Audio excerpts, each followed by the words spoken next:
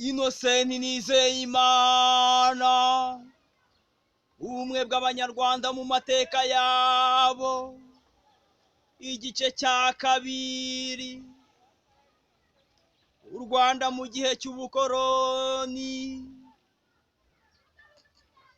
Abadage mu Rwanda. Nk'uko twabibonye mu ntangiriro, Abadage nibo babanje gukoroniza u Rwanda, bakaba baragize uruhare mu ishyirwaho ry'imipaka yarwo. Si ibyo gusa, kuko ni nabo banyaburayi ba mbere bagiranye n'umwami w'u Rwanda amasezerano yo kuruyobora.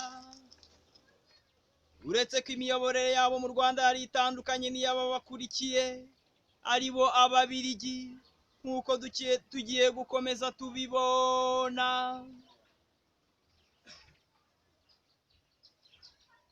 Ishyirwaho ry'imipaka y'u Rwanda. Ishyirwaho ry'imipaka y'u Rwanda. Imipaka igena inkiko z'ibihugu yari igiye kubahirizwa mu gihe cy'ubukoroni bw'abanyaburayi muri Afurika. Yagiye ishyirwaho nta kugisha inama ba nyir'ibihugu bireba. Ni nako byagenze ku birebana n'ishyirwaho ry'imipaka y'u Rwanda. Duhereye ku mupaka wo mu majyaruguru y'u Rwanda, ni umupaka washyizweho hatabayeho impaka na mba. Uretse Abongereza n'Abadage byarebaga, nibo bumvikanye barangije bawushyiraho. Ubwo bwumvikane bwabayeho tariki ya mbere z'ukwa karindwi mu 1890.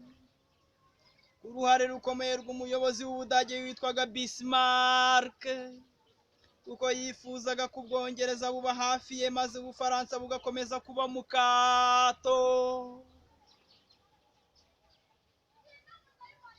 Kubera ko muri uyu mwaka Bismarck yaje gusimburwa na von Copperfield, utari witaye cyane ku byo gukoroniza ibihugu bya Afurika, ahubwo ashaka ko Ubudage buba igihugu gikomeye ku mugabane w'Uburayi, mu gihe Ubwongereza bwo bwifuzaga kuba igihugu gikomeye mu gukoroniza ibihugu byinshi, cyane cyane ibinyurwamo n'uruzi rwa Nili. Bityo rero Ubwongereza bwifuzaga imisozi ya Pfumbiro.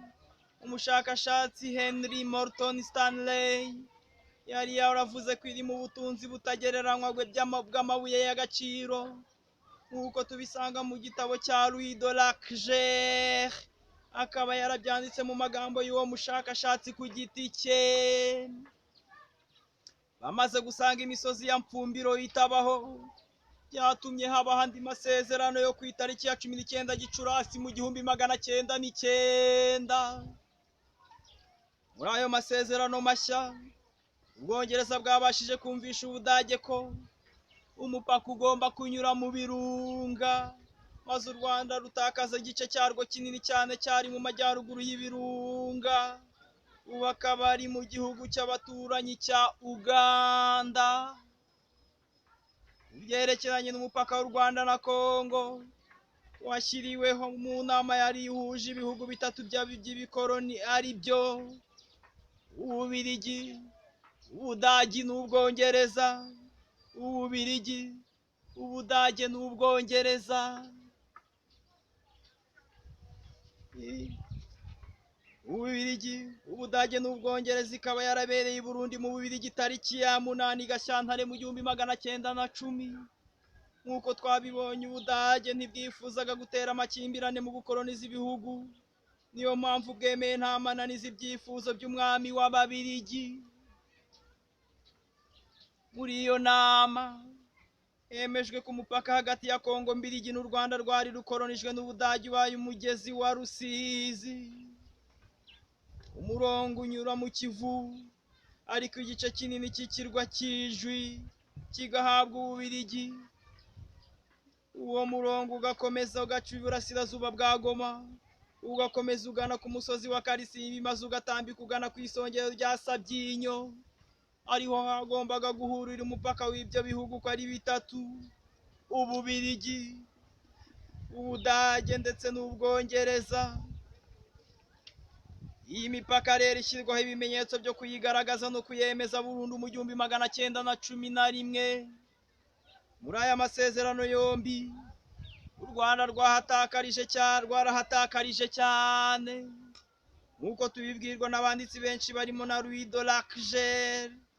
Rwatakaje uturere twose twari dufite abaturage bavugaga Ikinyarwanda ari two Bufumbira yatwawe n'Abongereza, Bwishya na Gishari byatwawe n'Ababiligi, ndetse n'ikirwa cy'Ijwi umwami Rwabugiri yari yaratujemo Abanyarwanda benshi akimara kuhafata, naho Ababiligi barahatwara.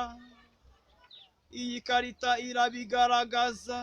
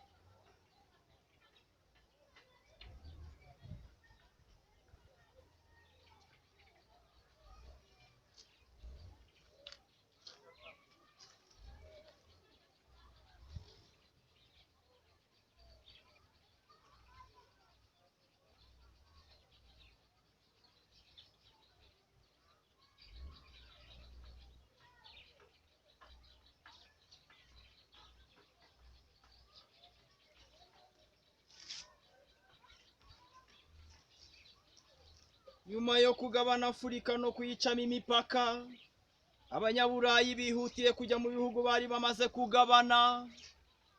Bamwe bagiye bagirana amasezerano yanditse n'abayobozi gakondo bahasanze, ariko Abadage basanze atari byiza kugirana amasezerano nk'aya yanditse n'umwami utazi kwandika.